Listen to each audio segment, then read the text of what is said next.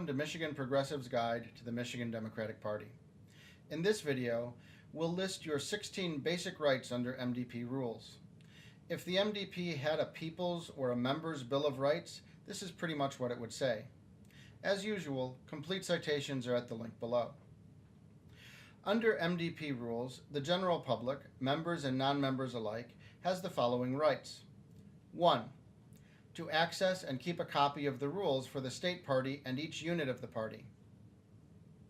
2. Timely notice of all meetings of the state party and of each unit of the party. Meetings must be held in venues accessible to all party members and large enough to accommodate all interested persons. The term timely is not explicitly defined in the rules. However, the rules provide a clear guide to democratic best practices. We'll cover democratic best practices in the next video. 3.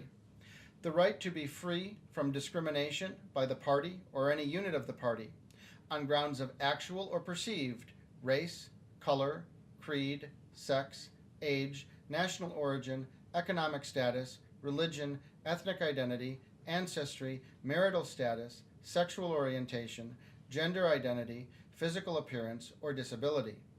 More generally, MDP rules require all elements of the party to ensure equal opportunity and access for all elements of society to participate fully in all party processes. 4. The public has the right to attend any meeting unless, quote, confidential consideration of party strategy is necessary, unquote. 5. The right to sign language translation and closed captioning of the general sessions of state party conventions, the Legacy Dinner, and Best of the West. The state party's written materials for these events must be available in braille. 6. The right to at least 30 days' notice of elections, including the time, date, location, complete details of how the election will be run, and the qualifications to run for each office to be filled at the election. This arises from a combination of explicit requirements from 3 different rules. We'll go through the details in the next video. 7. The right to know the name and other basic information provided by each candidate running for high-level office in the party at least 30 days in advance of the vote. This includes only candidates running for DNC member, state party chair, vice chair, treasurer, and secretary. Also, the candidates for chair and vice chair of each congressional district. 8.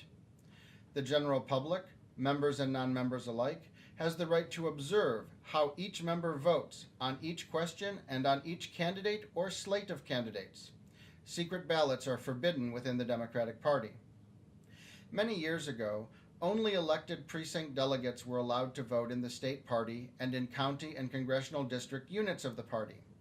At that time, since all voters in the party were elected representatives, it made some sense to ban secret ballots so members could see how their representatives were voting. In the modern MDP, party members themselves, not just their representatives, have the right to vote in the party. Party members should consider these old rules in light of modern standards. Should the votes of all members be public, or only the votes of elected representatives? 9.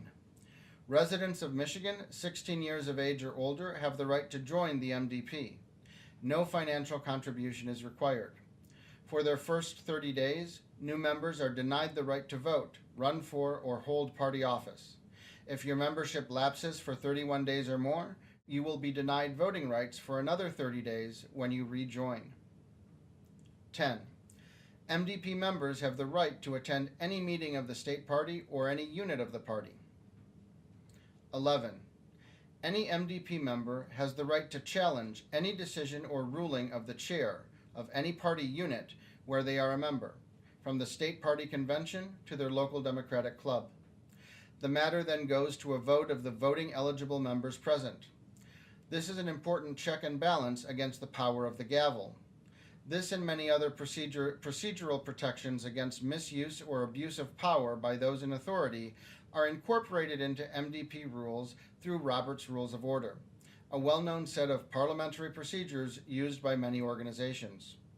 When some procedure isn't explicitly covered in the MDP rules, Those procedures are governed by Roberts rules. Any unit can change their rules if they don't like how Roberts handles something. The unit's new rules replace Roberts.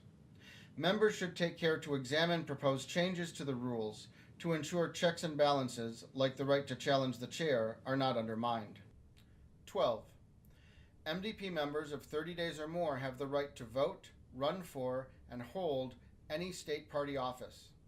In some units, you must be a member of the unit for 30 days before voting, running for, or holding office in the unit, despite being able to run for and hold party office in the state party. Be sure to check the rules for each of your units.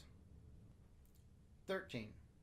Each member of the MDP, or any unit of the MDP, has the right to cast their votes according to their judgment and have their votes recorded and counted as cast, without fear of any consequence from the MDP or any unit of the MDP. In the Democratic Party, as early as the 1830s, the so-called unit rule was used by majorities and pluralities to force minorities to vote against their judgment.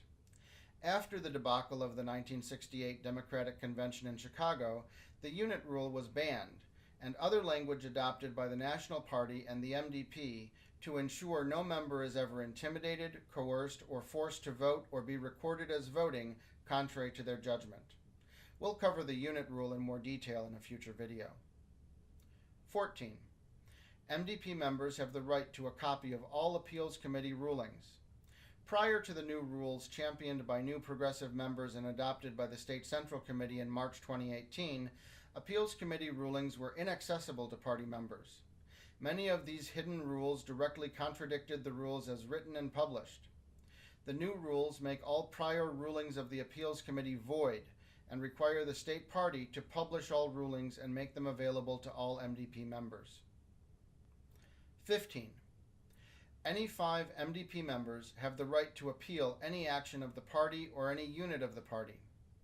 Although the rules do not explicitly establish the right to a public hearing, decisions, quote, shall be made at a public meeting of the appeals committee, unquote, not made before and just voted on or announced at a public meeting. MDP rules require the appeals committee to run their decision-making process in public. 16. Groups of voting MDP members have the right to proportional representation in every office with multiple positions, in the state party and in every unit of the party. Here's an incomplete list of MDP offices that have multiple positions.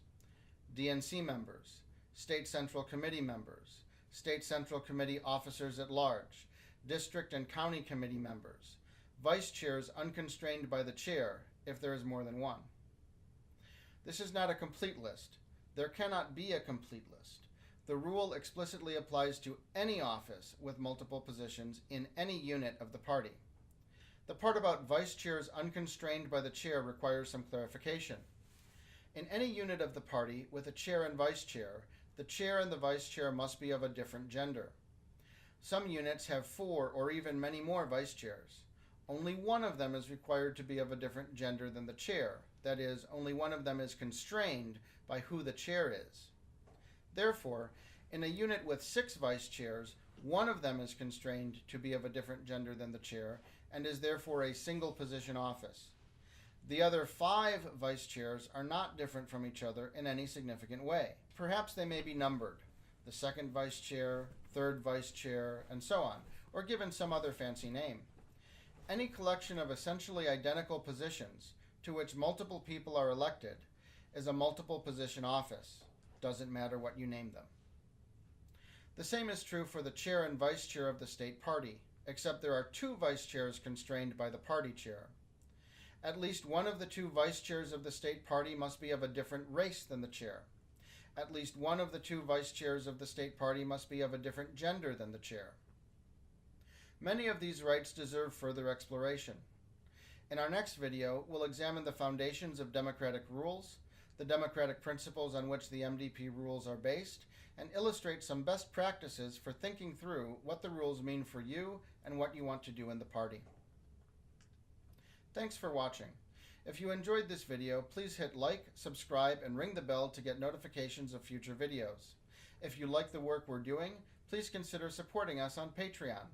Your contribution gives you access to bonus content like extended episodes of our podcast, exclusive one-on-one interviews with special guests, and supports free videos like this series on the Michigan Democratic Party. Find us at patreon.com/MichiganProgressive or visit us at our website, michiganprogressive.com.